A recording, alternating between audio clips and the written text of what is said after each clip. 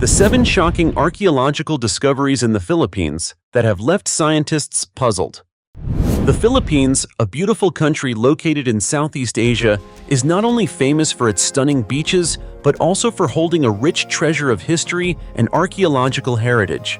With more than 7,000 islands, this country is home to countless secrets about cultures, religions, and civilizations that have developed over thousands of years.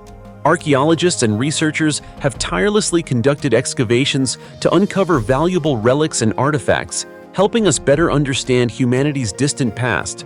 From ancient mummies preserved intact in dark tombs to animal fossils that rewrite the story of evolution, or mysterious ancient cities lost in the shadows of time, all of these are astonishing discoveries. These relics are not only vivid witnesses to history, but also contain deep secrets that have yet to be fully explained. So, what are these discoveries, and what mysterious stories do they hold? Let's explore them now. Mummy on the Ghost Ship. On February 26, 2016, 2 Filipino fishermen discovered a ghost ship that had drifted onto the southern coast of the country. Even more terrifying, aboard the ship was the dried body of a middle-aged foreign man, weathered by the sea winds. The man's head was slumped on his right arm on the radio desk, while his other arm hung limply. Though his face showed no clear emotion, it was suspected that he had suffered in pain, trying to reach out to his loved ones before passing away. Based on documents found on the ship, the Philippine authorities identified the deceased man as Manfred Fritz Bajorat, a 59-year-old German sailor and explorer. It is unclear where Bajorat's ghost ship had started or where it had traveled, but his death and the items found on the ship remain a mystery that continues to haunt many. On the old swaying ship, an album filled with happy memories was discovered, along with scattered clothes and food containers next to the body, which had dried out from the salty sea breeze. In particular, there was a heartfelt letter Bajorat had written to his wife. The letter said, "It has been 30 years we have been together in life, and then the power of death overcame the right to live. You have gone. May your soul rest in peace. Your Manfred." Information about Bajorat was scarce until a German sailor named Dieter revealed some details about him. Authorities later confirmed that Bajorat had a daughter named Nina and a late wife named Claudia, who passed away 2 years earlier from cancer. Claudia had sailed with her husband on the 120-meter-long yacht named Sayo for 20 years before they divorced in 2008. After his wife's death, Bajorat did not give up his thrilling sea explorations. He remained deeply attached to his family, holding on to the beautiful moments they shared, but continued to drift on the sea, eventually passing away aboard the yacht filled with happy memories. Bajorat's body was later taken to the coroner's office in Butuan City.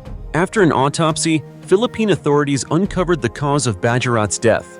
Wilbin Mayer, the spokesperson for the Philippine National Police, said that the autopsy results showed that the sailor died from an acute myocardial infarction. Regarding the well-preserved state of Bajorat's body, it is believed that the high temperatures, hot air, and salty sea winds helped preserve it until it was found. Smoke-processed mummy tomb. In January 2015, a remarkable archaeological discovery shook the research community when scientists uncovered a tomb containing smoke-processed mummies of ancient Filipinos deep within the dark caves of Mount Timbak in Benguet Province, over 320 kilometers north of Manila.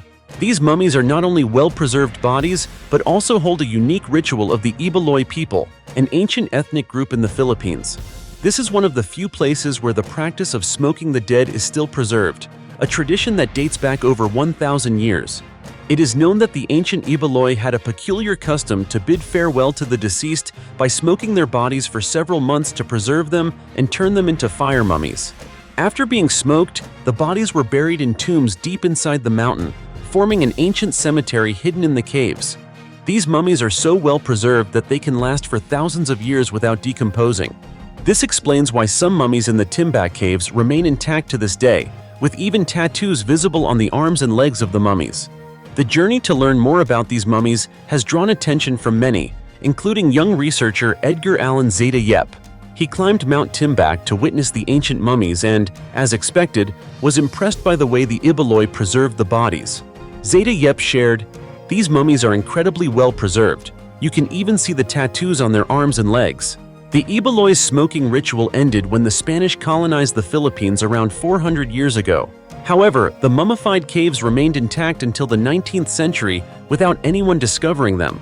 Today, some of these tombs have been opened to the public, allowing people to admire these strange legacies of the ancient culture.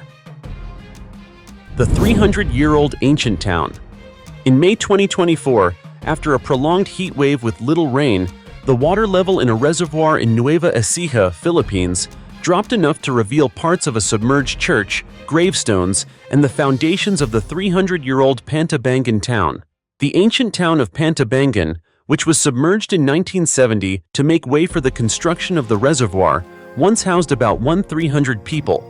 The dam now serves as the primary water and irrigation source for Nueva Ecija and surrounding provinces. At that time, the town's residents had to leave their homes and move to higher ground. The remains of the deceased were also relocated to a new cemetery before the town vanished beneath the reservoir. However, after the water level at the dam dropped by 26 meters since the beginning of the year and is currently 7 meters lower than the same time last year, the ruins of the ancient town have begun to surface. Parts of the church, gravestones, and the foundations of submerged buildings, which had been underwater for over 50 years, are now exposed. The reappearance of these ruins has excited many local residents. Among them is Aurea de los Santos, a 61-year-old retired nurse who shared, "When I heard about the submerged church resurfacing, I was so excited and wanted to see it for myself." Additionally, some locals quickly took advantage of the opportunity to turn the site into a tourist attraction. Fisherman Nelson de Lara, who previously earned a living fishing, said, "Before, I only made 200 pesos a day, but now with tourists coming, I can earn between 1,500 to 1,800 pesos a day."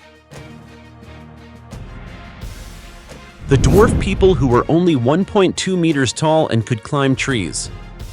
The evolutionary history of Homo sapiens will officially have a new chapter starting today, as archaeologists announce the discovery of fossils from an ancient dwarf species of humans that was previously unknown. Specifically, these bone samples were found inside a cave in the Philippines, dating back between 50,000 and 67,000 years ago. They belong to a completely new species, which scientists have named Homo luzonensis, standing under 1.2 meters tall and capable of living in trees. Around this same period, our ancestors, Homo sapiens, and the Neanderthals were spreading across the Eurasian continent. However, inside the Callao cave on the isolated island of Luzon in the northern Philippines, Homo luzonensis seemed to have lived peacefully, unaware of what was happening outside. Recent human history has long stated that our species originated in Africa. About 1.5 million years ago, no human species had left the mother continent until the first upright species, Homo erectus, began to spread. They came to dominate lands that now correspond to Spain, China, and Indonesia. However, Homo erectus went extinct around 50,000 years ago. Around the same time, our ancestors, Homo sapiens, the only surviving human species, also embarked on a major migration out of Africa. But we now know that Homo sapiens was not alone. Our ancestors had other relatives from the Homo genus, specifically 6 species. But now, that number has risen to 7 with the discovery of Homo luzonensis, a completely new human species. Florent Detroy, the lead researcher from the National Museum of Natural History in Paris, believes this discovery will be the latest addition to the human evolutionary story. Along with his colleagues, Detroit conducted excavations inside the Callao cave on Luzon Island, where they found 7 teeth, 2 hand bones, 3 leg bones, and 1 thigh bone, believed to belong to 2 adults and 1 child. Although it wasn't a complete skeleton, these fossils provide enough clues to reconstruct the appearance and lifestyle of their owners, the Homo luzonensis. The small size of the teeth indicates that Homo luzonensis was under 1.2 meters tall, making them even shorter than another ancient human species, Homo floresiensis, sometimes called hobbits. Homo floresiensis was also found in Southeast Asia and lived during the same period as Homo luzonensis. But what makes Homo luzonensis particularly fascinating is that this species had curved toe bones, similar to the anatomy of much older human species like Australopithecus, which lived in Africa around 2 to 3 million years ago. Typically, curved toe bones suggest a mixed lifestyle, meaning that Homo luzonensis could both walk upright on two legs and still retain the ability to climb trees. So, what caused a human species that existed around 50,000 years ago to retain such primitive traits? One hypothesis is that Homo luzonensis was isolated on a remote island, so evolution simply left them behind. But how did Homo luzonensis get to Luzon, an isolated island in the Pacific that has never been connected to the mainland? Several possibilities have been suggested. First, scientists hypothesize that some early human groups might have attempted to conquer the seas by raft. A second hypothesis suggests that they might have been swept onto the island by a tsunami. However, many scientists believe that Homo erectus was not intelligent enough to intentionally cross the sea, making the tsunami hypothesis the more popular one. This would preserve the historical narrative of early humans migrating from Africa to Asia, while also explaining the presence of Homo luzonensis on a remote Pacific island. Ultimately, the existence of Homo luzonensis is the only undeniable fact. A 40,000-year-old artifact. Archaeologists have just announced a groundbreaking discovery in the Taban Cave, located in Palawan, Western Philippines, which changes everything we knew about the history of ancient technology.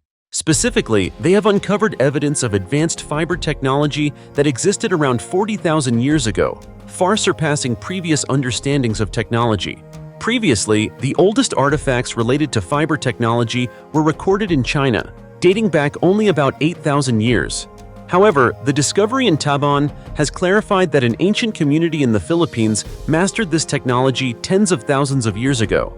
In a study recently published in PLOS One, the team of scientists analyzed stone tools found in the Taban Cave, which is famous for its numerous prehistoric human remains. From these, microscopic evidence of wear from working with plant fibers was revealed, showing that the ancient people here were already braiding ropes and weaving baskets at an unimaginable time. Furthermore, extended research shows that communities in the region, considered the cradle of civilization in the Philippines, skillfully used durable fibers from rough plants like palm and bamboo to weave and bind materials. Notably, researcher Herman Joffler from the University of the Philippines Diliman emphasized the importance of fiber technology in human evolution, stating that this technological advancement facilitated the creation of various items such as baskets, traps, ropes for building homes, bows and arrows for hunting, and eventually, sturdy boats with sails. The Southeast Asian stone tools used for weaving and basketry were also different from those found in Africa and Europe, with many more sizes and shapes. As a result, scientists believe this change was due to the process of adapting to an environment during the Age of Bamboo, a plant that grew abundantly in the region. This breakthrough study not only sheds light on ancient fiber technology in Southeast Asia, but also highlights the remarkable craftsmanship and adaptability of the very early human populations in the area. The Golden Buddha Statue and the Treasure of General Yamashita. The story began in 1960 when Rogelio Roxas was still a soldier in the Philippine Army. One day, he happened to see a young man, about 20 years old and gravely ill, lying on the side of the road near a barracks. When he learned the man's name was Tomolo and that he had no home, family, or job, Roxas took him to the hospital and paid for his medical expenses out of his own pocket. Half a month later, after Tomolo was discharged, he told Roxas that during the Japanese occupation of the Philippines, a Japanese army officer had lived with his sister as husband and wife. When Japan surrendered, Tomolo's brother-in-law was taken prisoner, and his sister, fearing retaliation from Filipino resistance fighters, had fled to Cebu Island. After that, Tomolo never heard from her again. Knowing that Tomolo wanted to find his sister in Cebu, Roxas not only bought him a boat ticket but also gave him some money. Grateful for this kindness, Tomolo gave Roxas an old hand-drawn map. Roxas recalled, according to Tomolo, his brother-in-law was one of the officers assigned to bury General Yamashita's treasure, which had been looted from Myanmar and other Southeast Asian countries during World War II. All the soldiers involved in burying the treasure were killed to keep the secret. Just days before the Japanese surrendered and the atomic bombs were dropped on Hiroshima and Nagasaki, Tomolo's brother-in-law had given him the map, telling him to keep it safe until he returned. Roxas continued, in 1949, when all the prisoners of war were released by the U.S. military, Tomolo learned that his brother-in-law had died in late 1945 from malaria. With no money, no home, and living in a monastery, Tomolo never thought to search for the treasure. Moreover, during that time, rumors about Yamashita's gold were widespread across the Philippines, leading some opportunists to claim they held maps of the treasure and persuading others to invest money for equipment to excavate. Once they had enough funds, these people disappeared. So if Tomolo had made the map public, he would likely have been accused of being a fraud. That's why Tomolo gave it to me, hoping that if I found the treasure, he would have a share. In 1967, Roxas left the military. From then until 1970, while working as a locksmith, he continued searching for the treasure's location. By early 1971, he had deciphered all the symbols on the map and realized that the treasure was buried near an abandoned hospital in Baguio City, northern Luzon. Immediately, he applied for permission to excavate the treasure and received approval from Judge Pio Marcos.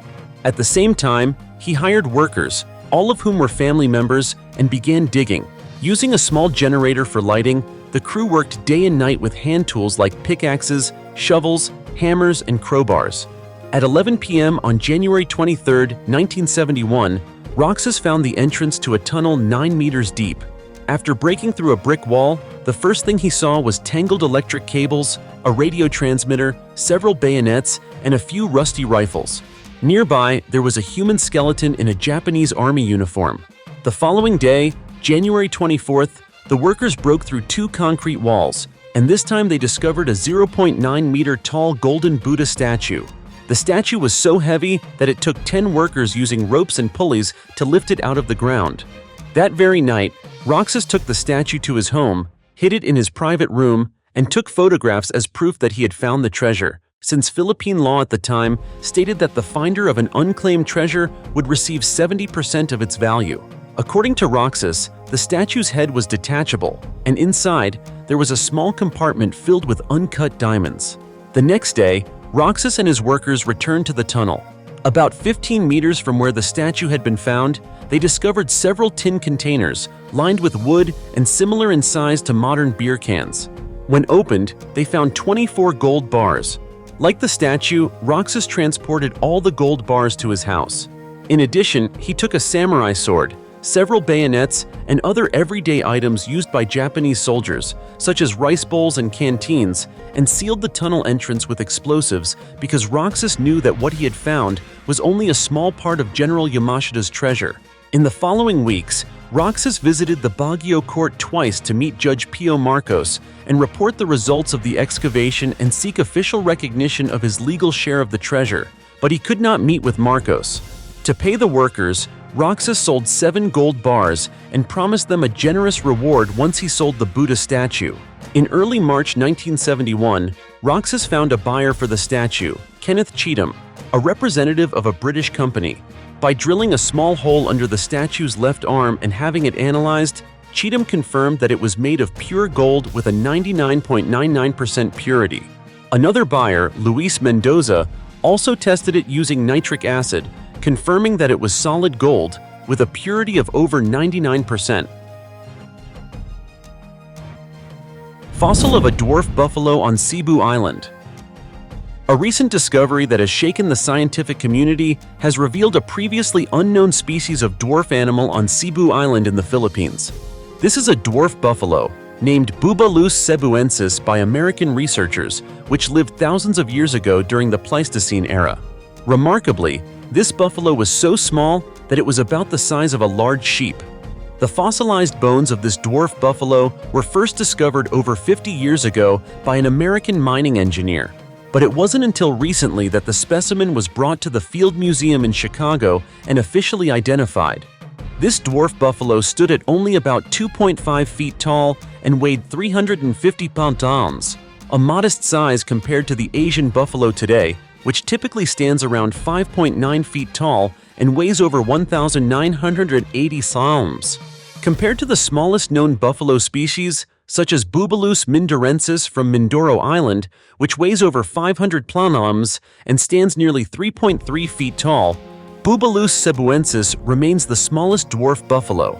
One interesting explanation for the dwarfism of this species may be the island environment, where animals lack large predators and have limited food sources.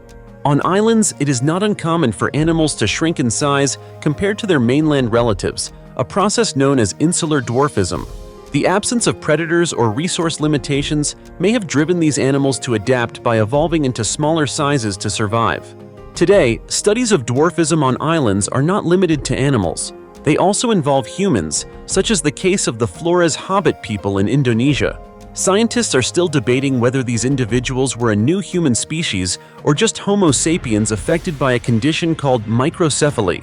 These discoveries raise significant questions about the evolution and adaptation of species in special environments. As you can see, these mysterious archaeological discoveries in the Philippines not only astonish scientists, but also raise a series of major questions about the history of humankind and ancient civilizations. From perfectly preserved mummies buried in the earth to the timeless technologies that ancient communities possessed, all these are crucial clues to better understand the process of evolution and the development of civilizations. However, many of these discoveries have caused significant confusion as they challenge our current understanding of history. Scientists are continuing to study these findings in hopes of unraveling the mysteries and answering questions that have remained unresolved for thousands of years. For archaeologists, these discoveries not only enrich the world's archaeological heritage, but also present an opportunity for us to rethink the past more deeply, helping us to better understand the origins and development of human civilization. What do you think about these discoveries? Share your thoughts in the comments below, and don't forget to subscribe to the channel so you won't miss any other fascinating discoveries. For now, goodbye, and see you next time.